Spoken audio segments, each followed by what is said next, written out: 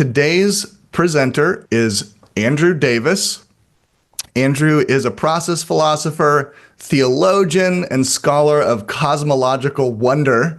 He is the program director for the Center for Process Studies, where he researches, writes, teaches, and organizes conferences on various aspects of process relational thought. And he is the author and editor of several books, his most recent one, From Force to Persuasion, Process Relational Perspectives on Power and the God of Love. It is my honor to welcome to the stage Andrew Davis. Andrew, thanks for coming. It's yours. Wonderful. Rigel, thanks very much. Always a warm welcome here. Thanks, Steve. I love your background, Steve. Look at that. And good to see some familiar faces as well. I've been following the developmentalist community here for a while. There's some great work being done, certainly. Rigel, if I'm able, I'm going to share screens here. And are you all able to see that okay? Yep. Excellent. Well, what I want to offer the group today, and I think I want to raise some questions, and I hope we'll have time for a discussion as well, is I want to do a kind of a flyover of different arenas of discourse that have been going on as of late, and ask questions essentially about their relationships to one another, or maybe we might say their want of relations. And indeed, the question of, at least from the perspective of my interest in my study, of the relevance of process thinking, process philosophy, in the tradition of Whitehead, but of course we could include others, to some of these different thresholds, existential risk, the meaning crisis, and philosophical praxis. And the larger frame that I'm interested in discussing with you all is the role of philosophy, essentially, in meeting the precarious nature of our times. And each of these words, as we're going to see, is going to express a certain form of precarity that we are, in our moment, existentially confronting.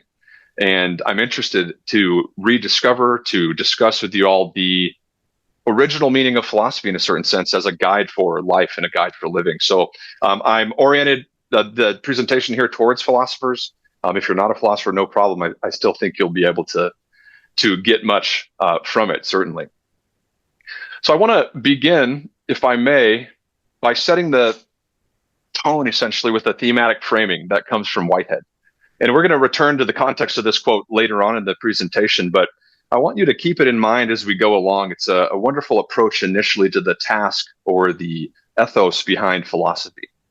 So he says that philosophy is a survey of possibilities and their comparison with actualities. In philosophy, the fact, the theory, the alternatives, and the ideal are weighed together.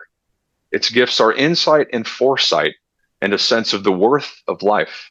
In short, that sense of importance which nerves all civilized effort. So a beautiful statement undergirded by a certain practical or applied notion of philosophy as nerving civilized efforts, as having recourse to the health, the strength, the longevity, the endurance of our civilization. Of course, we live in times where we're questioning these. And the question as to whether or not philosophy does anything is one I think philosophers are returning to, but it's one I think that needs to be more directly answered for a wider public as well. So again, these are the kind of themes that I'm interested in. So in terms of where we're headed, I want to speak briefly first of philosophy and existential risk. We'll look at what is signified by that term. We'll then turn to philosophy and what's called the meaning crisis. We'll turn then to the philosophical praxis movement as a movement that may harbor some resources given these other crises. And then finally to the relevance of process philosophy. Again, we'll be speaking somewhat broadly. There's so many details here to unravel, and we won't, I think, accomplish anything by way of hammering out the great problems we face. But again, there'll be kind of an overview, a flyover of some of these themes and their relationships. So first then to philosophy and existential risk. And what I'd remind us of here is that it's one of the purposes, I'd say, of philosophy to confront the precarious nature of our existence, right? This fact that existence is characterized by certainly disaster, disease, and death. And I'd remind us of the ancient Greek notion, playfully interpreted, right? That philosophy in a deep sense is a guide for or training for death. Now, of course, in the Platonic conception, right, this had a deeper meaning of the separation of soul and body, the returning to the formal realm, away from the shadow of the world. But I think in our time, too, we might reinterpret the significance of this notion as philosophy being preparation for potentially a kind of mass death. And I know this sounds grim. I am an optimist. We might get to that later. But I think the uniqueness of our moment, historically, politically, et cetera, is marked by a deeper awareness of this real possibility, this possibility of mass death, of what's been called existential risk. And so it's one of those terms that is somewhat of an umbrella term. It refers to a variety of different either natural or anthropogenic scenarios, whether near or far, that would effectively destroy the long-term potential of our humanity. And most scenarios, if you read about them, will end with a kind of complete extinction of our species, of potentially all life from the planet, which is, I would admit, I hope you agree, unbelievably difficult to imagine in terms of the loss involved, almost an infinite kind of loss. And so various forms of literature, various disciplines now are beginning to come to weigh in on this risk, this existential risk, this threat of a kind of extinction. And of course, although the discussion is still getting going, we see that philosophers have really led the way for a number of decades and are continuing to do so today. So part of what I want to do is recommend different texts to you all so that we might begin studying this more deliberately together. So John Leslie is a British-Canadian philosopher. He wrote a book, I believe it's 1996 or 8, The End of the World, The Science and Ethics of Human Extinction. And I still think Leslie, although it's somewhat dated, has written the most profound philosophical engagement of this problem, this threat of extinction. So I'll be referencing him somewhat as we go on. But of course, Leslie's not the only one. We think of the global catastrophic risks here by Nick Bostrom and Milan Cirkovic. So Bostrom, of course, has been a part of this conversation for some time. There's The Precipice, for example, by Oxford philosopher Toby Ord, which again is sort of reviving some of the philosophical dimensions that Leslie brought out. And of course, the emergence in our era of global or existential risk studies as a formal domain of study. And of course, there's many books we could mention. We won't focus on all of them, but just examples of the prevalence of literature coming from many different philosophical perspectives, trying to respond to the threat of existential risk and what it is we need to do at both theoretical and practical levels. So let me offer just a few distinctions that are relevant to this discussion. So usually in the literature, you see the distinctions of a kind of natural or cosmic precarity, I might call it, and what we might call an anthropogenic precarity. And so you can think of some of the examples when we think of the risks cosmically or naturally speaking. For example, asteroid and comet impacts, supervolcanic eruptions, right, which we're monitoring. Forms of extreme weather, ice ages of the kind that may have destroyed the dinosaurs and other extinction kinds of events. Forms of natural pandemics is often cited, and the unpredictability of nature in the sense of the breakdown potentially of complex systems. Those, for example, studied by chaos theory. And then, of course, any number of examples of sort of astronomical events, whether stellar explosions or the merging of black holes. And of course, others we know not what. And so it may be that the probability of these risks is somewhat low. That seems to be the indication of the literature. So that's we can be thankful for that. Most of the literature, however, focuses on anthropogenic risks. That is to say, risks that are caused as a direct result of human existence and human activity. So there's been close calls, historically speaking, for example, of nuclear forms of explosions, whether deliberate or accidental. Of course, there's the environmental catastrophe. There's forms of biological warfare. Certainly post-pandemic, we hear more discussions of engineered pandemics or gain-of-function kinds of research. And of course, as Rigel mentioned, keeping the AI out of the discussion, there's a form of AI apocalypse, right, that we see often in this literature. And it could take a number of different forms, but again, a thematic sort of overview. This is one of the big themes. There's, of course, disasters in science. This might be an artificial or accidental Big Bang scenario. We recreate the Big Bang. or certain eruptions of phase transitions based on large hadron colliders, etc. And it's not just science fiction either. You find in the literature extraterrestrial annihilation. This might could take the form of Mars attacks, right, which would be more of a science fiction approach, but perhaps more seriously, bat contamination, as it's called. This notion that in our exploration of other worlds and other regions of the cosmos, we bring back contaminants of some kind that could render us extinct. So again, just some distinctions relevant to existential risk. And what I'd encourage philosophers to do is to take both sets of these risks seriously. And again, I want to raise a few questions as we proceed, and I hope we'll have time to get to them a bit later. So, for example, one question would be, well, what must the nature and character of things be like, such that these inherent risks seem to be a part of this cosmic scheme of things? This is somewhat of a larger metaphysical kind of question about the structure of reality, its precarity, and its creativity in a deep sense.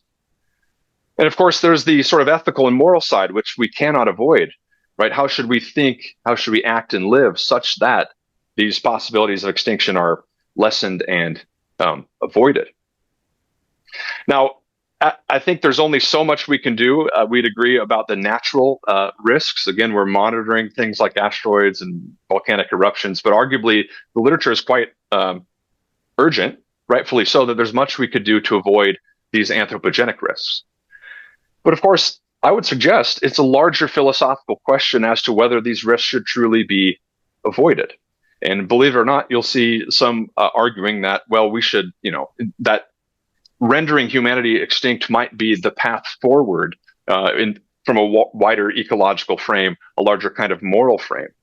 We'll see some examples of that as we go on, but of course, I think that is perhaps not the way that we should go. So the point being that there are, in other words, philosophical or ideological exacerbations of this scenario of existential risk. And again, I point to John Leslie here, who gives just a few examples. For example, there's threats from religious ideology, the notion that we might need to hasten the eschaton or the apocalypse because the better world, in some sense, is just behind the veil of this one. Or, of course, in the philosophical domain, there's no shortage of Schopenhauerian forms of pessimism, right? Which might argue that existence is really no good, right? And we should find ways to get out of existence, either individually or on a mass kind of scale. There's various forms of value relativism, emotivism, or prescriptivism, which may arguably be quite harmful to pursuits of avoiding extinction, avoiding existential risk. So the whole question of value becomes quite important.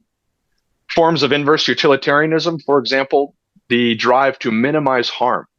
And some have taken that to lengths saying we should not have children, right?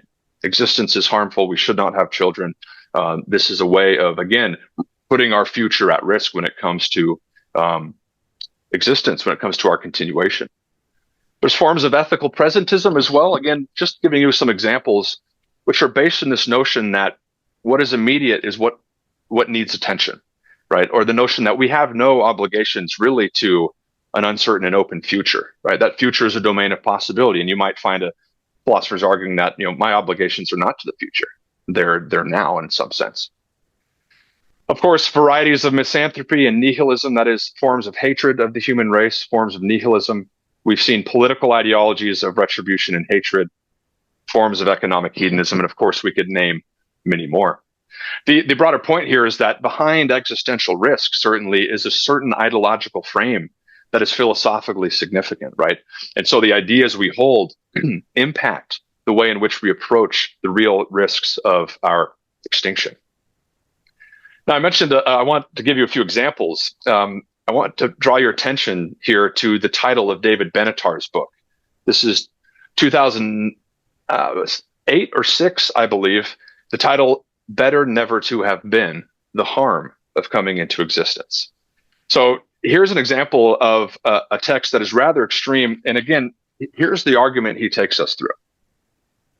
He says it's always wrong to have children. It'd be better if pregnant women aborted their fetuses in the early stages of pregnancy. Ideally, he argues there should be no people in the world. It would be better, all things being equal, if we go extinct sooner rather than later. And this doesn't just apply to us, but to all sentient beings in the cosmos.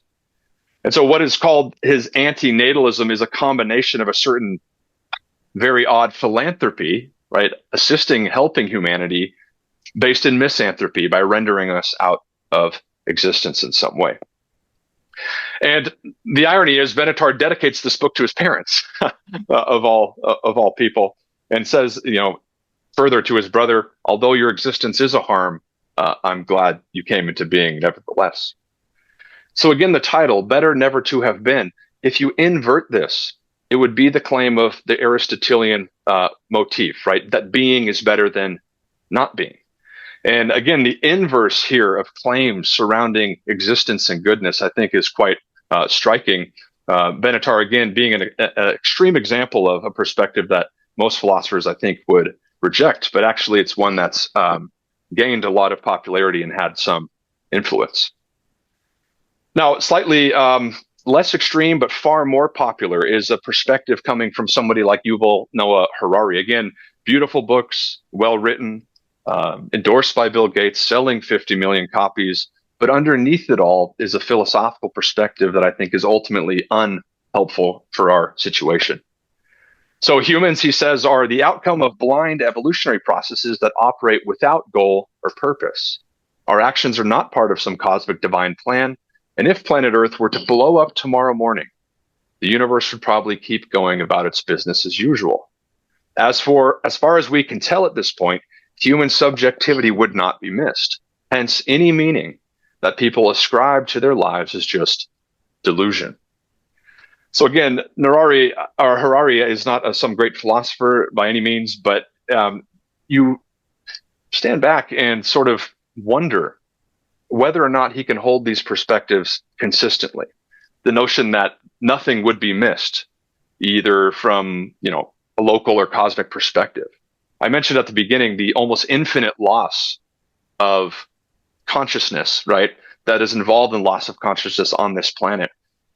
Is he really being offering us something here that we can utilize in the face of existential risk? And I'd suggest that he hasn't. And so, to the extent that neither Benatar nor Harari can tell us, say, what is it in the nature of things that would categorically condemn a scenario like this one? To the extent they can't tell us that, I think they've given us a kind of philosophical failure in meeting our time and meeting existential risk. So I do think we can do better. I'll suggest a bit later how we do that. So if you keep that in mind, I want to transition now to philosophy and what's been called the meaning crisis. And there's a relationship here, right? We might argue that part of the outcome of an interiorization of this fact or this possibility, say, of existential risk is a crisis of meaning at various kinds of levels. And so the language of the meaning crisis is circulating quite wide.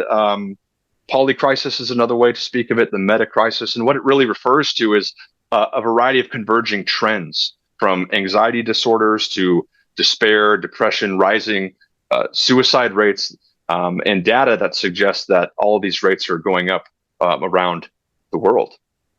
And of course, it's connected to other crises as well, right? There's no one crisis that's standing alone. There's the environmental crises, political crisis, the deeper cultural, historical crisis, and if you want, awareness of this backdrop crisis of a form of existential risk. Now, as the literature suggests, I think rightly, one of the reasons for the uptick in the meaning crisis is the Black Mirror, as the Netflix show would signal. We have access to too much information, right? And much of the information that is disseminated to us, at least via social media and elsewhere, is fear, violence, forms of barbarism, accidents, which affect, who you can imagine, the evolution of the human psyche. Certainly, the literature suggests that our evolution with respect to social media is just getting going, and we're not totally sure where this is heading, but it's bearing negative fruits, arguably, already. And of course, philosophers are responding here as well. And again, some suggestions for you all to consider, some texts you may know. I'm making no claim about Peterson's political leanings, but he has been a rather popular figure maps of meaning, where he's confronting this question of meaning or lack thereof. Or notice the subtitle there, An Antidote to Chaos at Individual and Collective Levels, the ways in which philosophical and religious ideas are informing how we address these crises, the meaning crisis. There's work growing from John Vervaeke and his colleagues, which are deliberately tackling the meaning crisis with the resources of philosophy. Of course, McGilchrist, Ian McGilchrist, who Steve and I enjoyed hosting the other day, who argues that something is the matter with things, right? This is the double entendre of his title. What is the matter with things? Well, in part, it has to do with our preoccupation with matter and with things. And so we see developed in Ian's work a robust response to the meaning crisis at both philosophical and spiritual kinds of levels. And again, other texts that are worth exploring, and what we see is various approaches philosophically, theoretically, to address the meaning crisis and what that means for us as individuals, as a civilization moving forward. Now, when we come to thinking about the origins of the meaning crisis, again, it's not just empirical data that we're interested in. When you look at a text like Vervaeke and his colleagues, for example, they say the meaning crisis has its origins in the disintegration of three very powerful orders of a worldview that had previously helped us make sense of the world. So they name three of them: the breakdown of a nomological order, that is a kind of law-like or structural conformity between us and the universe, between knowledge and reality, between mind and cosmos. Right? There's been a breakdown here. They point to a breakdown of a certain narratological kind. They speak of, for example, a kind of meta-narrative teleology, and at least for the West, speak of the breakdown of this Judeo-Christian affirmation that history is going somewhere, right? We're involved in an overarching story in which we have a role to play, right? The breakdown of a narratological order is behind, in some sense, the meaning crisis. And of course, also the breakdown of what they call is simply a normative order, this affirmation of the reality of value and of hierarchies of value that undergird human evolution, cultural evolution, and the notion of progress striving for purpose. And so again, I would emphasize that what we see is philosophers engaging these orders of a worldview, and I would suggest that it is our responsibility as philosophers to do so in ways positive rather than negative, in ways that allow us to overcome, I would hope, rather than succumb to the meaning crisis and all of its entailments. So again, think with me a little bit. How can we as philosophers nomologically reconstruct our relation to nature, object to subject, mind to cosmos, in ways that inspire rather than, well, expire or depress, right? This would be a sort of nomological reconnecting effort that philosophy can assist us in. Similarly, how can we narratologically re-embed ourselves in a real metacosmological story where our role is actually vital rather than simply trivial? This would be a narratological retelling of, in some sense, our locus and our status in the universe. And again, how can we normatively reassert the objective reality of values, arguably, as being essential, as undergirding progress in both moral and wider cultural forms of evolution? I would suggest that this would be a normative repurposing of our efforts. And so, again, I think it's the responsibility of those philosophers as lovers of wisdom, right? Philosophia, to reconstruct, to engage at a very serious level these orders of a worldview for the guidance of life. And so this notion of wisdom, we should not forget, and we see this coming up quite a bit in the literature as well, arguably behind existential risk, behind the meaning crisis, is this crisis of wisdom, a crisis in wisdom. So, or for example, says, as I've argued, the current predicament stems from the rapid growth of humanity's power outstripping the slow and unsteady growth of our wisdom. But an imbalance is in place, the growth of our power exceeding the growth of our wisdom. And Vervaeke as well and his colleagues in dialogue with many students saying we're suffering from a wisdom famine. People know where to find information, again, back to the Black Mirror. But when you ask them, he says, where do you go for wisdom? The answer is, I don't know. So again, I'd suggest that philosophers in this cultural moment have a unique opportunity to bring back the power of wisdom as expressed philosophically. And again, that may happen at various levels, but I think our culture is somewhat ripe for this opportunity. And what I read in Vervaeke and Ord here is an expression of what Carl Sagan some years ago put beautifully. Many of the dangers we face indeed arise from science and technology, but more fundamentally, okay, and here's the point, because we've become powerful without becoming commensurately wise. The world-altering power that technology has delivered into our hands now requires a degree of consideration and foresight, there's that term again, that has never before been asked of us. The growth of our wisdom alongside the growth of our power. And this notion of foresight, again, was thematically a part of the quote that we began with Whitehead, that one of the gifts of philosophy is insight and foresight on behalf of value and importance. Okay, I want to now move to a different domain of discourse. Again, we're sort of moving through different thresholds of discourse here, namely the philosophical praxis movement. Now, some of you may be aware more or less with this. I'll just say a few words about it. So Gerd Achenbach is largely credited as the founder of the philosophical praxis movement in Germany, 1981. And out of his work has stemmed a variety of societies, a sort of matrix of global societies in philosophical praxis, in philosophical counseling. And the upshot of the philosophical practice movement, although it's quite diverse, is to reawaken, to revive here the ancient meaning of philosophy as a practical guide for life, at levels individual, at levels collective. And it's often espoused as an alternative to a rampant form of therapy culture, okay? Psychotherapy, for example, pastoral counseling, others, philosophical practices arguably distinct from these by virtue of the way in which it draws upon the wisdom of the philosophical tradition for the betterment of individual and collective life. As Achenbach here states, it's an adaptation of this therapy culture for those who, tormented by their sorrows or problems and unable to come to terms with their lives, find themselves somehow stuck. And again, I want to just recommend a few books to you.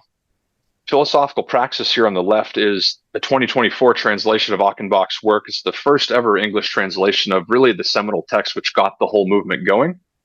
Lou Marinoff, their Philosophical Praxis, more of his theoretical text, but his popular text, I assume some of you know, Plato, not Prozac. And I often say, if I were to write, a text of this kind, it would be something like Nietzsche, not narcotics, right? You could play with different titles in that way. But of course, Pierre Hadot, his work, the French scholar, has been very significant, often cited. Here's someone who has, again, pointed us back to the purposes of ancient philosophy as a guide for living, who's expressed to the modern world the modes of spiritual practice that were inherent to the philosophical sensibilities of the ancient world and calling us in some sense to return to them. There's, of course, the revival of Stoic philosophy in various forms. This is one example.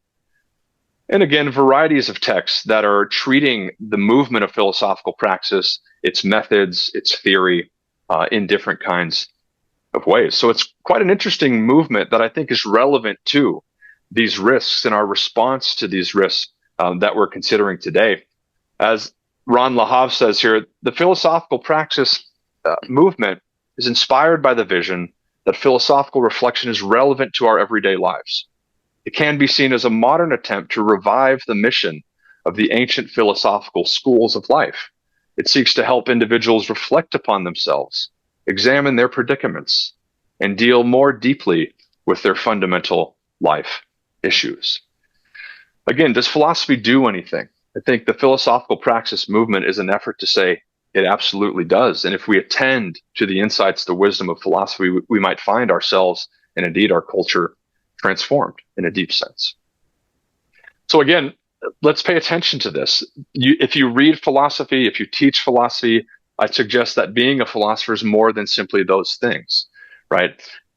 Can we guide our students, guide our friends in the ways of wisdom? And can we respond to the kinds of questions that I'll bring up here?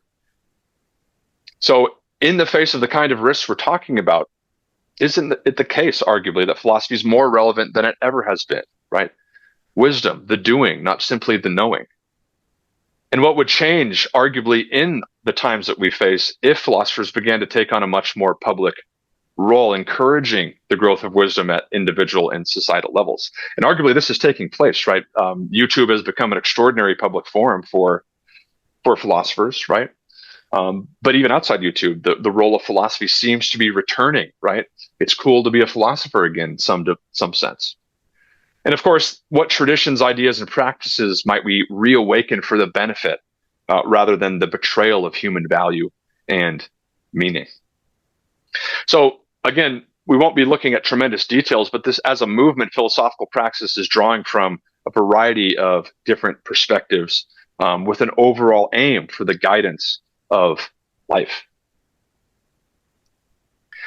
Now, I want to now make the transition to process philosophy and ask a little bit about the relevance of process philosophy to these different thresholds of discourse. Now, I'm a process philosopher. I've trained in Whitehead and Claremont, and so naturally, I use Whitehead as one of the chief trampolines from which I begin to think about this. And I do think process philosophy, whether in the tradition or Whitehead or others, can offer much when thinking about the practical uses of philosophy. So again, just suggesting a few avenues. Back to the orders of a worldview. So at a nomological level, I think process philosophy offers a certain form of metaphysical reconnection and interconnection. And it's based on this notion that we're not apart from, but we are deeply a part of this cosmos and its unfolding, the rhythms of precarity, the rhythms of creativity of which we are a part. There's a metaphysical reconnection involved that's central to process thinking. Also, narratologically, I'd suggest that process thought offers a certain narratological retelling of becoming and possibility, right? As this grand meta-narrative, if you want, of cosmic history in which we have a vital role to play. You'll notice some of the texts, many of them now, talking of the big history, right? Where evolution is not merely a biological narrative, but a cosmological narrative, which has produced us. And that's rather interesting. And of course, the normative dimension, I'd suggest that process philosophy, Whitehead's, others, offers ways of metaphysically repurposing our ambition towards value realization, creation and preservation as a part of a wider metacosmic teleology, as Whitehead says. In fact, it was the quote I brought up in our breakout session: the teleology of the universe is directed toward the production of beauty. Itself a beautiful, beautiful statement. So again, I think these orders of a worldview are very important, and process thought will have a certain way of retelling and reordering at these different nomological, narratological, and normative dimensions, certainly.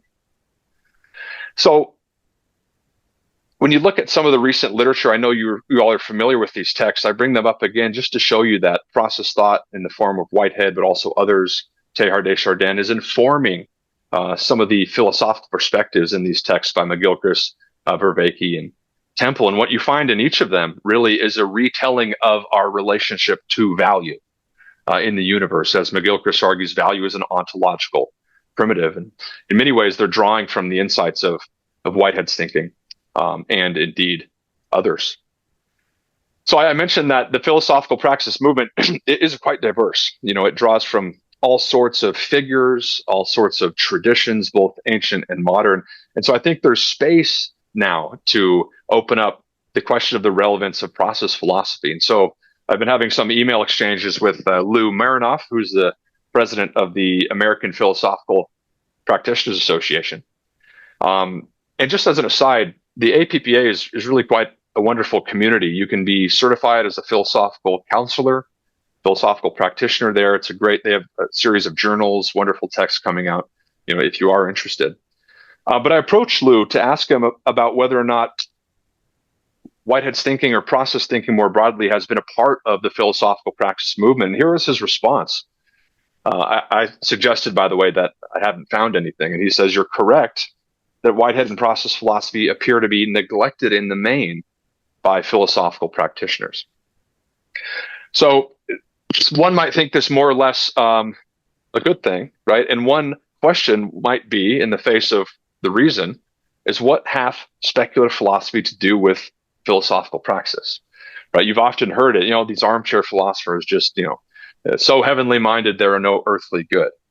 But I would suggest precisely the opposite is the case, right? And this is based in this notion that theory and practice presuppose and require each other in some deep and abiding sense. And I think that fact is expressed in Whitehead's thinking in other process philosophies, certainly.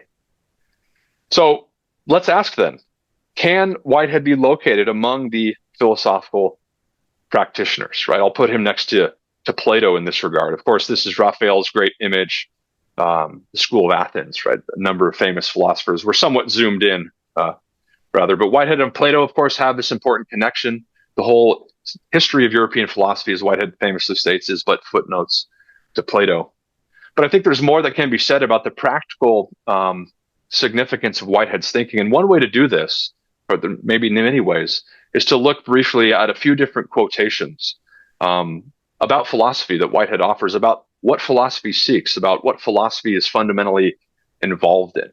And so that will take us to the end of the talk in about, we'll look at 5 examples, I think. And I want you to meditate with me on them because I do think they're beautiful and stimulating for us as philosophically or spiritually minded people.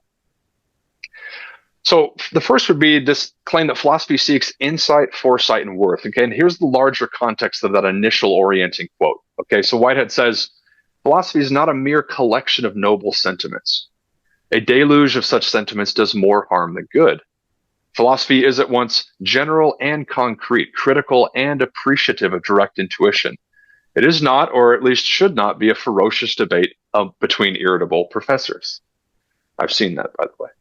It's a survey, rather, of possibilities and their comparison with actualities. In philosophy, the fact, the theory, the alternatives, and the ideal are weighed together. Its gifts are insight and foresight and a sense of the worth of life. In short, again, that sense of importance which nerves all civilized effort. And again, I love this quote because philosophy is more than simply arguing about ideas we think are interesting, right? It does real work. Arguably, it's behind the civilizational effort which we're in the grips of at this current moment, arguably. Okay, so insight, foresight, and worth. Another example is philosophy seeking fundamental beliefs shaping character. Okay, so again, meditate with me here. Every epoch, he says, has its character determined by the way its populations react to the material events which they encounter. This reaction is determined by their basic beliefs, by their hopes, their fears, their judgments of what is worthwhile. They may rise to the greatness of an opportunity, seizing its drama, perfecting its art, exploiting its adventure, mastering intellectually and physically the network of relations that constitutes the very being of an epoch. Or, on the other hand, they may collapse before the perplexities confronting them. How they act depends partly on their courage, partly on their intellectual grasp. Philosophy is the attempt to clarify those fundamental beliefs which finally determine the emphasis of attention that lies at the base of character, right? That lies at the base of who we are, or indeed who we could be, certainly. Again, fundamental beliefs. Not too many people are interested or are aware, we might say, of their fundamental presuppositions. Many scientists, many philosophers even, and one of the purposes of philosophy is to point that out for people. Okay, another example of what philosophy seeks, it seeks recreation and reenaction of a guiding vision. Okay, another beautiful quote. And again, let's apply it to our time, as it were. Humankind is now in one of its rare moods of shifting its outlook. The mere compulsion of tradition has lost its force. It is our business, philosophers, students, and practical men, to recreate and reenact a vision of the world, including those elements of reverence and order without which society lapses into riot, and penetrated through and through with unflinching rationality. Such a vision is the knowledge which Plato identified with virtue. Epochs for which, within the limits of their development, this vision has been widespread are the epochs unfading in the memory of mankind. Our discussion has passed to the function of a properly concrete philosophy in guiding the purposes of mankind. And again, one of the critiques of Whitehead for process thinking, it's just speculative metaphysics, yes, but on the other side, right, as it were, is this effort of guiding the purposes of humanity. And again, I just recommend Whitehead's book, Adventures of Ideas, as being a truly amazing adventure, well, in civilization and those ideas that go into the emergence, the evolution, the decline even of civilization. Philosophy's function here is paramount. Philosophy also seeks the shaping of action. And here, imagine Whitehead agreeing with someone who says that philosophy does nothing, right? As he says here, it merely satisfies the entire impractical craving to probe and adjust ideas, which have been found adequate each in its special sphere of use. In the same way, one might also say that ocean tides do nothing. Twice daily they beat upon the cliffs of continents and then retire, but have patience and look deeper. And you find that in the end, whole continents of thought have been shaped or submerged by philosophic tides and have been rebuilt in the depths awaiting emergence. The fate of humanity depends upon the ultimate continental faith by which it shapes its action. And this faith is, in the end, shaped by philosophy. Right? A beautiful set of metaphors there. Philosophy as holding the fate and the faith of humanity, right, as it shapes the shores of history.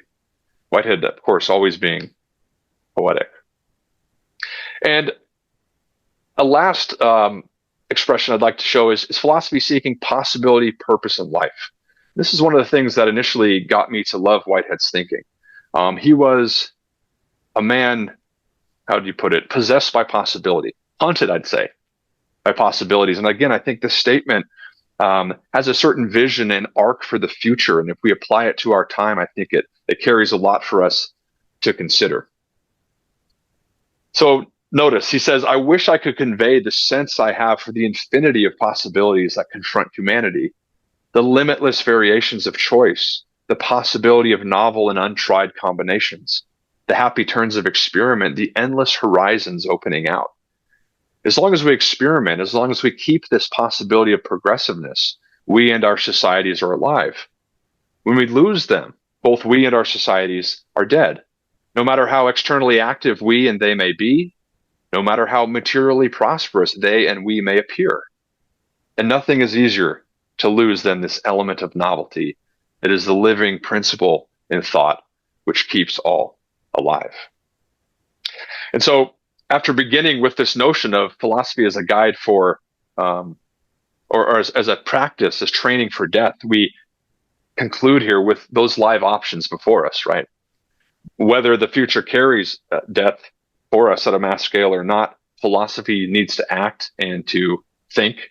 Whether it carries life for us, it will not be through rejecting philosophy. So, as Deuteronomy might put it, right, we have before us these two options, right, of an open future of possibility, cloud-like possibilities, or a desert where those possibilities have descended into kind of desperation, into what Kierkegaard called despair. So I'll stop there and stop sharing, and I look forward to thinking with you about some of these things and the role of philosophy and philosophers. So thanks very much. Awesome. Thank you so much, Andrew. All right. Thank you. We're going to just open it up to Q&A. If you have a question, click the little heart button at the bottom and then click raise hand, a reflection, challenge and support. You know, that's all in here. And then we'll just get this kicked off. All right. I'm going to start with Steve. Go for it. All right. Well, look, so first of all, Andrew, thank you. That was really awesome. There you are on the screen.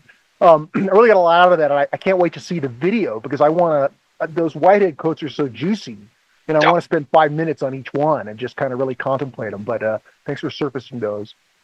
Yeah, you bet.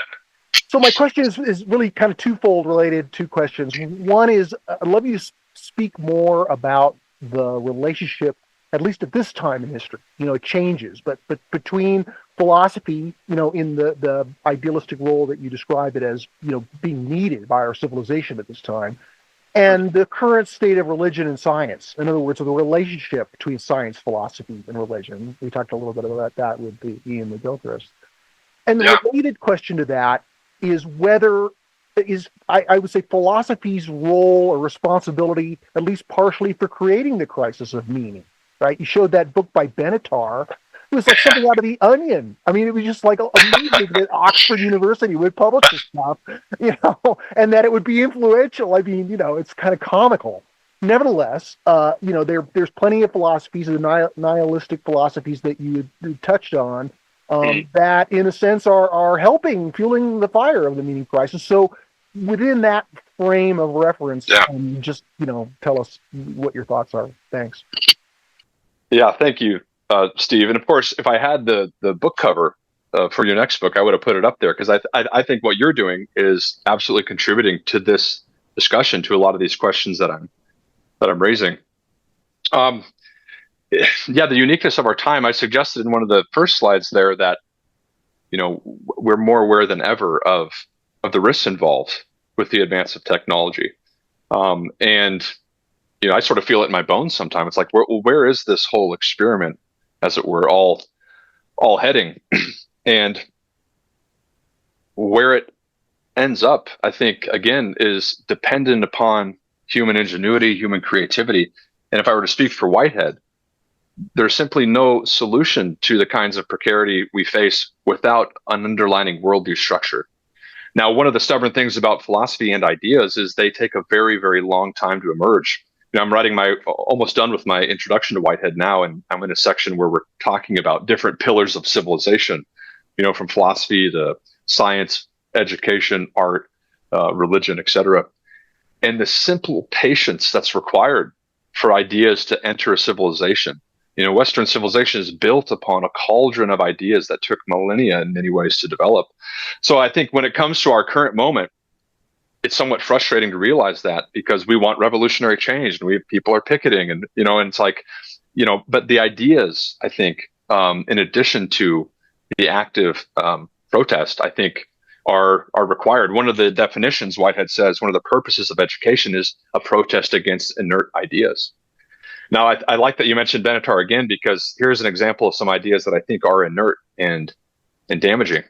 And if you think about the development of the modern worldview, philosophy was every bit as much involved as science. The notion of vacuous dead matter in a mechanical universe, right? There's a whole metaphysical undertone here that could have been otherwise. And of course, it's given us many gifts, but it's also behind the arguable potential terrors of ecological collapse, right? So here's an example of ideas having influence. Now, you mentioned the relationship between science, religion, and philosophy too. And one of my favorite statements of Whitehead is that you cannot shelter religion from science or science from religion. Neither can you shelter either of them from metaphysics. There is no shortcut to truth. And I love that, because part of the issue is the silo of our disciplines. And the gift of, science to philosophy, I think, would be to keep philosophers on the ground, because we do have this tendency to be so heavenly minded. Keep us to the data, keep us on the ground. And one of the gifts of philosophy, by the same token, to science, is to say, you have these unspoken limitations that you're overlooking, right? And we need to do work in that regard. And I think arguably what religion, what metaphysics offers, is a context of value, structures of value that are embodied in both. So, I mean, maybe that addresses some of your issues. There's a lot, but I just am wrestling through these currently, and the current scene is a test case for a lot of these ideas. And it's interesting. I'd encourage everybody to pay attention to the ideas that are involved in, for better or worse, on both sides. I mean, philosophy is ever relevant, I think. So thanks, Steve. Thank you, Andrew, very much. Thanks. All right, we'll go on to Steve Richardson and then Michael Abramson. All right, thanks. That was an excellent presentation. I want to hear, I'm going to say a couple things, but I want to hear more about the idea of timelessness. You talked quite a bit about values, and I think that's the most important part. But what we have happening, oh, by the way, the only book thanks for all the book recommendations. The only one that I've read is Harari's book, and I don't remember it being quite so doom and gloom, but I agree with you that particular idea that there's no use is not particularly helpful. But it's also not helpful to worry too much about the end of the world, and when it's going to, and arguing about when it's going to happen and how it's going to happen and all that isn't particularly helpful. I don't think that, that's not a question for philosophy, but I do think I've come around to the idea that we really need to take a look at our addiction to growth and all the public policies that, push us in that direction, and degrowth has got at least part of the answer there. But in the meantime, I think that, we need help with looking at solutions that don't require an answer to that question. So whether it's, oh my God, it's going to happen tomorrow, or we can, science will show us the way that we don't have to change anything, and we're going to be able to push this back forever. So anyway, interested in what you have to say about that. Yeah. Thank you, Steve. Well, and yeah, certainly Harari's book is great. I mean, it reads lovely. The whole thing is not doom and gloom, but again, part of the role of philosophy is to probe those deeper presuppositions, and they come out at different points. For example, he responds to the question, well, what is a human being for? Well, as far as we can say, nothing, or for nothing. Come on, I think we can do better than. Let me just say something on that too about the presuppositions of practice, because this is a part of Whitehead's philosophy. We have this tendency, some have called it performative contradictions, to deny theoretically what we inevitably assume in practice, right? So you'll have philosophers say, there's no freedom. And actually, my theory shows that there's no freedom, and they'll proceed to live the day as if, they're free. So when a semi truck, comes their way rather quickly and they're in the street, they assume they could make a decision, and that outcomes could be different. But I think this connects to timelessness too, because one of the great lies, I would say, philosophically, is that values are simply a projection by human beings onto a valueless cosmos. It's as if the cosmos is axiologically a tabula rasa, right? We just sort of cast everything onto it. It's expression of human experience, but has no root in reality. I think that's quite damaging. And I think when it comes to Harari versus somebody like McGilchrist argues that this realm of timeless value, which exists in a kind of domain of possibility, right? It emerges throughout history, emerges into clarity in certain ways. But when it does, it proclaims itself to human experience, right? And I love that, because it's like when you see a color, the color announces itself. You don't have to sit back and sort of deduce what color you're looking at. You realize it perceptively in your perception. I think we meet value, we meet the timeless in that way. And at least for Whitehead, what's happening at every moment is the temporalization of the eternal, right? And what is at stake in the process of the universe are achievements of value at every stage. So it's a kind of duality, a part of his system, the timeless and the timeful, if you want, permanence and flux. But in every moment is the reconciliation of those two things. And what is achieved in every moment is a modicum of value given the context of that moment. So, we can wrestle with that and its implications in the wider situation we're involved in. But I think we're dealing with competing goods. Values and their inverse doesn't show that values aren't relevant. It shows that we're dealing with a spectrum or hierarchy of values. And the last thing I'd say is, of course, no one's going to agree, or all cultures are not going to agree on what is good and what is evil, or what is better, what is worse, but that there's a distinction between those. I think we inevitably presuppose practice. And to the extent we can clarify what we agree on when values compete, I think this is going to assist us with the current division we're facing. So a few thoughts. Great. Thanks. All right. Michael, and then Barbara. Barbara, can you turn your camera on? All right, Michael, go ahead. Hi, Andrew. I enjoyed your presentation, and I agree with you that philosophy matters, but I think that maybe it matters sometimes too much. And I can explain what I mean. Sure. Of course, we live at very unique time, and maybe this time is so unique that we cannot really learn something from history. But if we can learn something from history, consider this: that science and technology that now is threatening the whole existence of humankind it was created as a result of certain philosophical, several actually philosophical schools encouraging this open inquiry and experimental approach and so on. Two most destructive and dangerous, I would argue, ideologies, fascism and communism, both were inspired by philosophers like Nietzsche, Schopenhauer, or Marx and Engels. I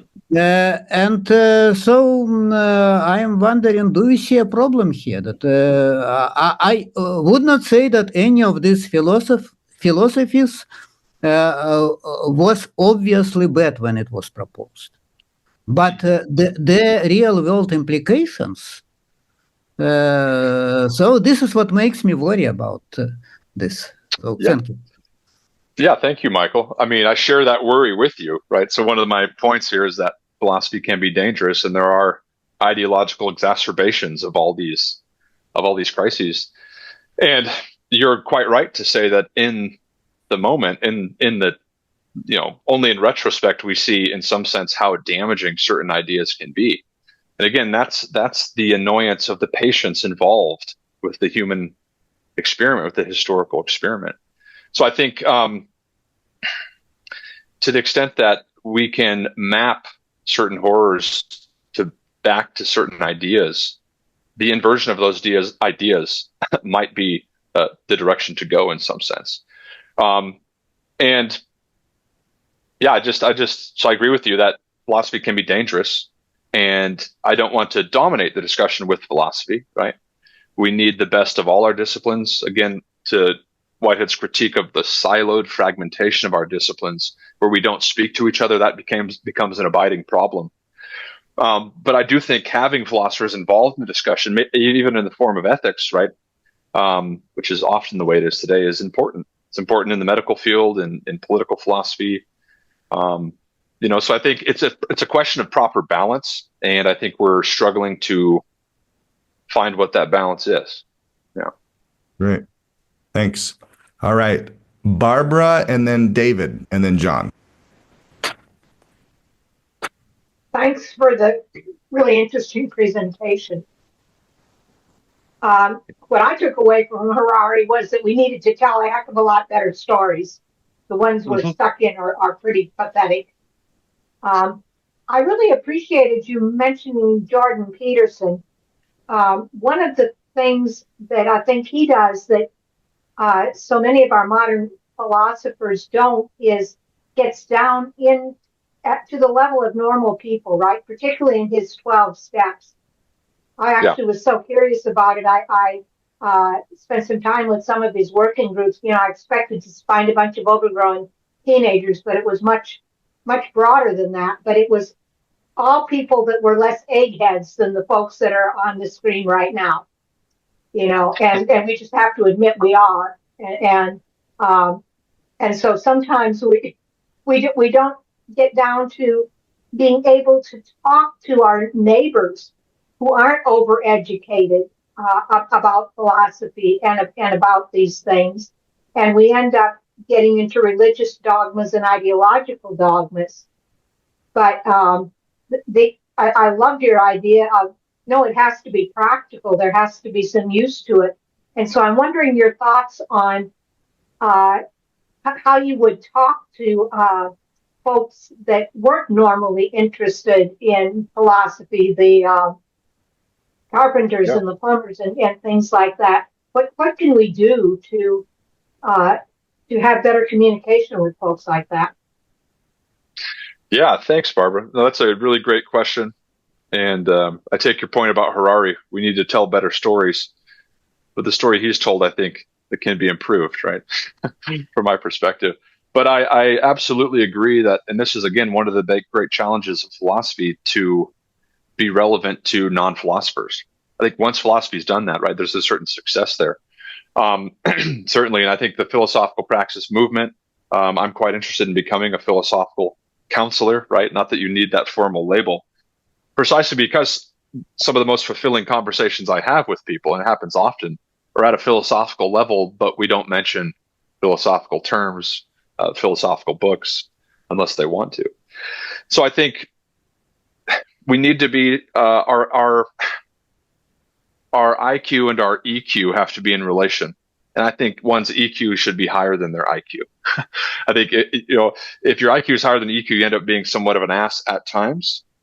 But I think if your EQ is higher, you have arguably a perceptive point of connection with people on basic questions of value and meaning. So I just give an example of a friend the other day I've been getting to know, who recently saw a play. I forget the play. Actually, it was a play on the Holocaust and a certain spa that was 20 kilometers away from the Holocaust, where SS guards, where Nazi officials would retire after work to enjoy their sensory experiences. And he was struggling through, how this could possibly, how this cognitive dissonance ethically could be sustained. And it ended up being a wonderful engagement of things that bring our life meaning, but how we also ethically dissociate all the time. But I'm not saying there's some equality between an SS guard and my own ethical dissociations, but we do that at different levels. And my strategy is to meet them at a very human level. Not because I have some big agenda, but because I'm genuinely interested in people and their ideas. And I certainly don't want to be one of those irritable professors that Whitehead talks about. It's about being rooted in a foundation of value in some sense and worth, and connecting upon those things that give life meaning, from art to poetry to different forms of artistic expression. So people have to be bold enough to have conversations with people. And most of us probably don't know our next door neighbors, and that's somewhat of a shame. So get out there and meet them. Why not? Well, and I'll have to admit, I've had some deep conversations with the local farmers, the local mechanics, just some handymen that, quite frankly, are a lot more philosophically deep and meaningful than the conversations I get with the university crowd in Madison. Nice. It is true that, somehow they seem to be more willing to think things that they haven't been taught by a professor, I hate to say. Mm-hmm, mm-hmm. Well, there's some things that need to be unlearned, right? After passing through the academy. If I were to bring out the theme of Whitehead's quotes again, the worth of life, and there's no such thing as non-relational existence. One of the ways to be relational is to do so through conversation. In fact, we've invented this as a species, and it's one of the most life-giving things we could do. So this is the way to cross divides, if we can do it in a civil way. And I think we've struggled to do that in public discourse. Our universities struggle to do that. We need bold people who are willing to model that type of conversation. And people will step back and say, wow, that was really fantastic. At least that's in my experience. Yeah. So thank you. All right. David, and then John Dupuy. Andrew, thank you for a lovely presentation. I love the logical flow and the artistic flair. It was chef's kiss. Thank you so much for that. Definitely appreciate it. The question comes to mind for me, especially with this audience, as you mentioned, being the developmentalist crowd, is how do you see the path forward here with philosophy that honors and acknowledges our sort of collective limitations of tribalism and building narratives that are nominally against our fellow humans. But then how do you see us pulling our collective gaze upward and onward towards that higher creative potential, being for something, sort of like a Toynbee-esque vision of a better future that draws us into it? In other words, how do we get to Graceland without detouring into the gulags or the gas chambers? Man, good. Yeah, thanks, David. Good to see you again, man. You too, my friend. There's no simple answer to that, certainly. No, but you're right to say that a lot of the divides we see, and this happens in tribal philosophical groups too, but certainly political, the larger cultural moment, is you're for something and against something, right? And this is how you define yourselves. And we could think of any number of issues. I just think that the way forward, and I see Steve's work trying to do this in a beautiful way, and a number of others, is to try to highlight those places in which our values actually coincide. And again, I think one of the roles of philosophy is to try to point that out. Now, that's really hard when somebody's screaming at you on the side of the road. You may want to just protect yourself. But I do think we need the best from both sides, from multiple sides. I think we're in a prismatic situation here. It's not as if there's just two sides. We need the best of our disciplines coming together on behalf of shared values, and acknowledging that fact that there's commonality between us, and doing our best to apply that to any particular scenario, which is that's where the rub is, right? The border crisis, Trump's response, questions of abortion. I mean, all these absolutely ripe and explosive topics where you have genuinely good people who are of important persuasions on these things. But part of the difficulty is just how we interact. So I think back to the previous sort of question, we need some humility. We need to have some empathy. We need to have some wisdom. Philosophy is one of the ways to try to find that. It's not the only way, but there is no other discipline that has the philosophia behind it, right? The love of wisdom. And so I just think philosophers need to be open to pulling down the insights of heaven so they can benefit on earth, right? I'm not sure how to do that, right? There's practical ways, but the shared values for me is really important. Yeah. Thank you. All right. Thank you. And then Pamela.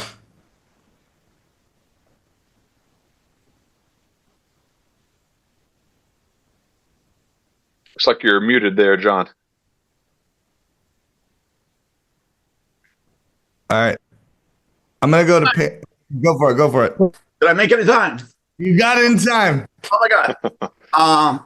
Yeah, as far as the question is it's a meaningless universe. Well, we're products of the universe and we really are concerned with meaning. So it must be we are the meaning of the universe, if nothing else. We are the universe making meaning. That's kind of cool. I'd say so. Yeah, and the very influential book for me when I was a young man is Viktor Frankl's Man's Search for Meaning. And he says it so eloquently and so beautiful. And this is a man, of course, you all know the story. He survived the Holocaust and he found meaning coming out of that. It's an incredibly powerful story. And I experienced when I was a young man, I was in Portugal. I had a backpack on. I'd kind of been rejected by everything. My whole life was falling apart. And I was standing on a bridge that's crossing the port of Lisbon, and I wanted to end my life. And this just sucks. It's too much pain. I can't handle it. And I was looking at the water, and I didn't do it. So I turned and started walking off the bridge, and I realized that every step I was taking was a choice. I stayed here by choice. I don't have to do this thing. And so, like that old Cat Stevens song, I'm on the road to find out, and it keeps, in different stages of your life, but it keeps developing. And there's something about a deeply interior process of philosophy. It's not just a head trip. It's the logos. It's the soul. It's that part of us, that intangible part.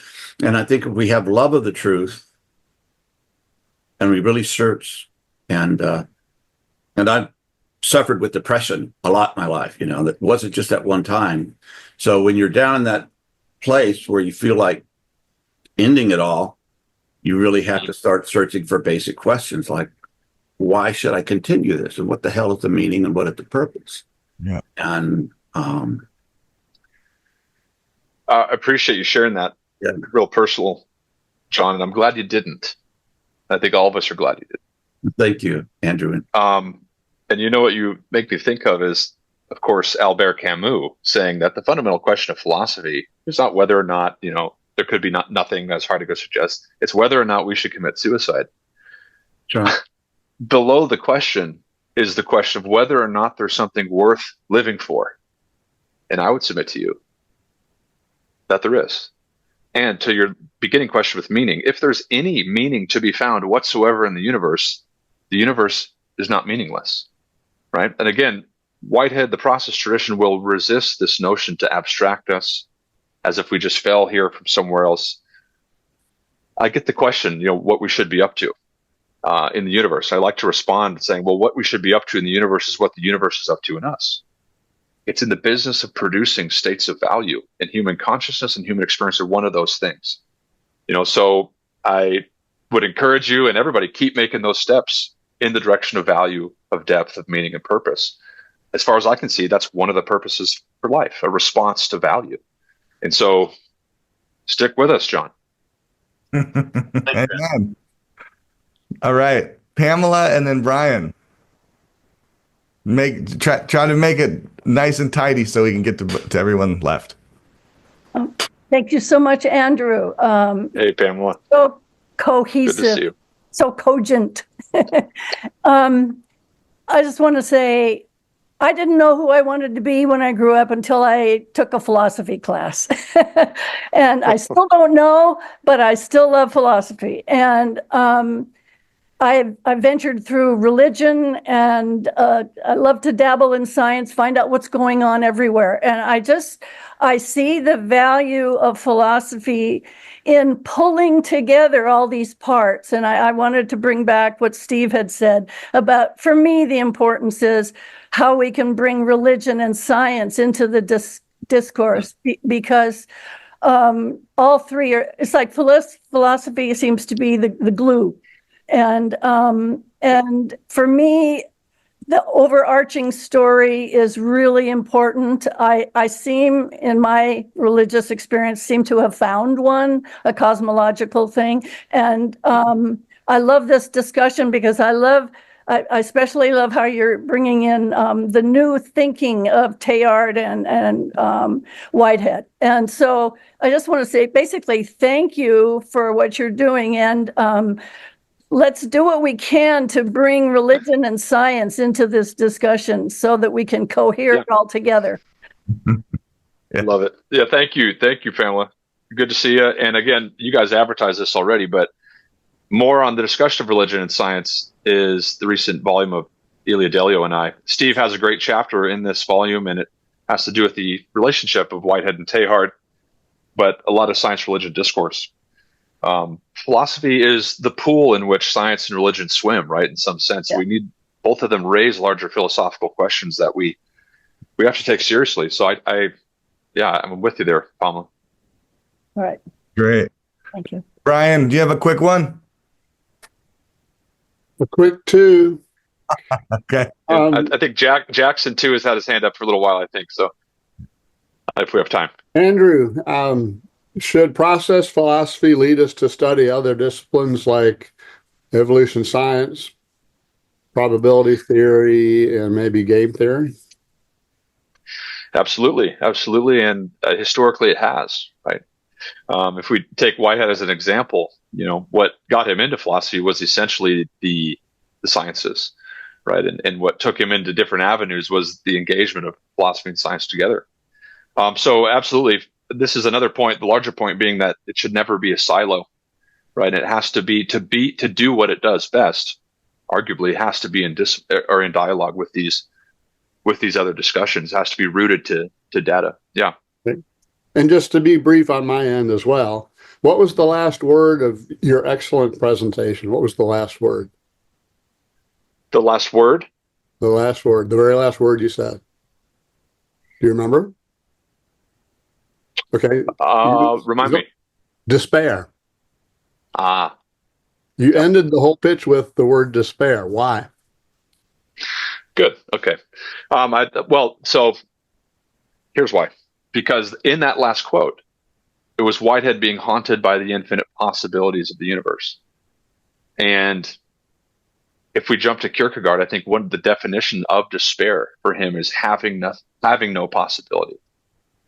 And I think we need to, with Whitehead, not be in despair, but keep our eyes fixed on the horizon of infinite possibilities. We don't know what's possible for us, And so I think combating despair is bringing back into the frame the reality of those possibilities. In fact, they were there in the universe before we were, right? This is quite interesting.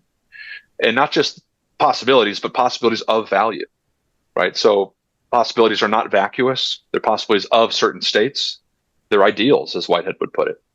And ideals, having a vision for what could be in the positive sense of achievement, is, I think, what combats despair. It's what's grounding our potential. It's funny that you mentioned despair, because my cup here reads, "Stand at the brink of the abyss of despair, and when you see that you cannot bear it anymore, draw back a little and have a cup of tea." Well, you'll remember Nietzsche, right, saying when you look into the abyss looks back at you, right? Maybe there's someone in your tea. I know we have time, but I think if we don't have time, but Jackson had his hand up for a while there, and real quick, if we can make a space for him. Sorry, yeah.